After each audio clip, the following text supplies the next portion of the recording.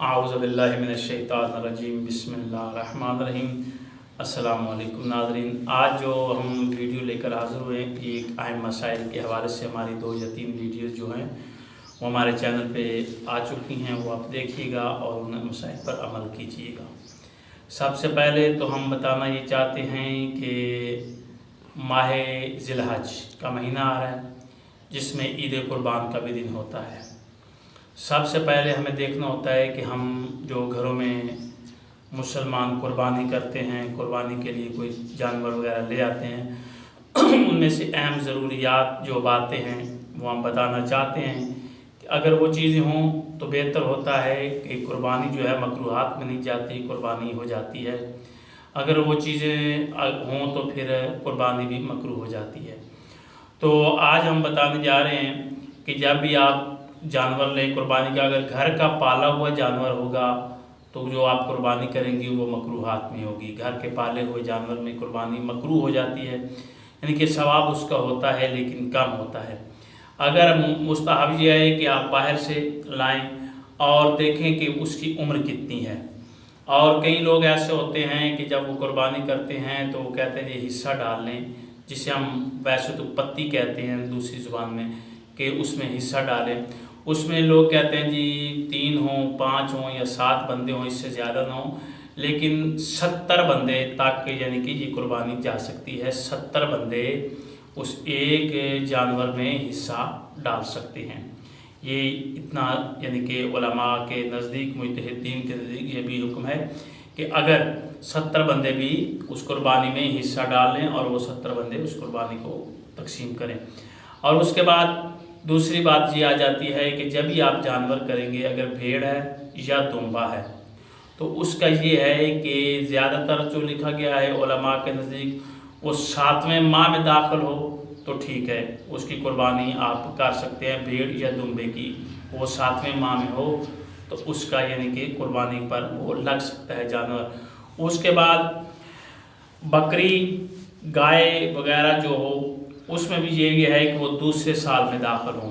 गाय है, बकरी है या बकरी का कोई बच्चा बकरा है तो वो दूसरे साल में दाखिल हो या तीसरे साल में दाखिल हो, तो वो 1 साल मुकम्मल हो गया हो या 2 साल मुकम्मल हो गए हों तो आप उनको कुर्बान कर सकते हैं।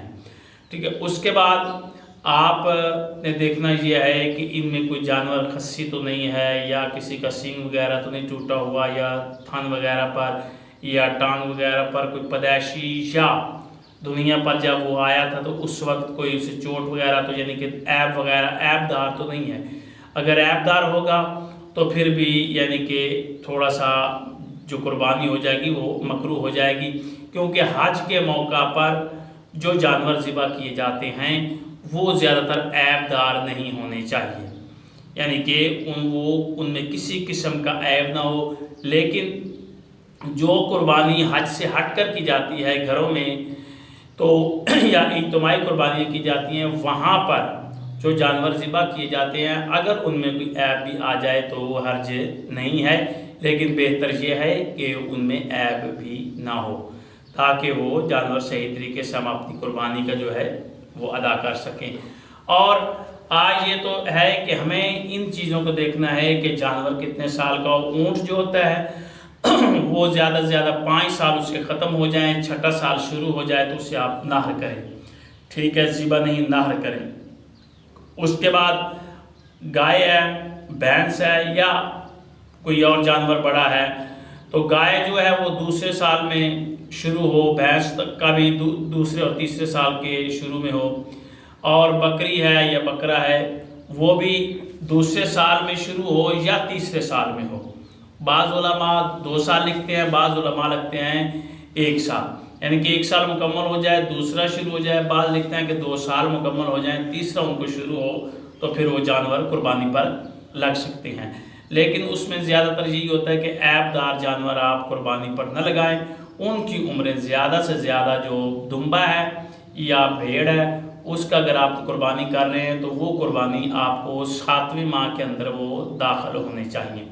ये कुर्बानी का तरीका है। और उसके आगे फिर एक दुआ है जो हम आपको बताएंगे, वो दुआ भी आपने लाजमन पढ़नी है कुर्बानी, चाहे वो कसाब है चाहे کوئی خود پڑھ رہے ہیں۔ اللہ حافظ۔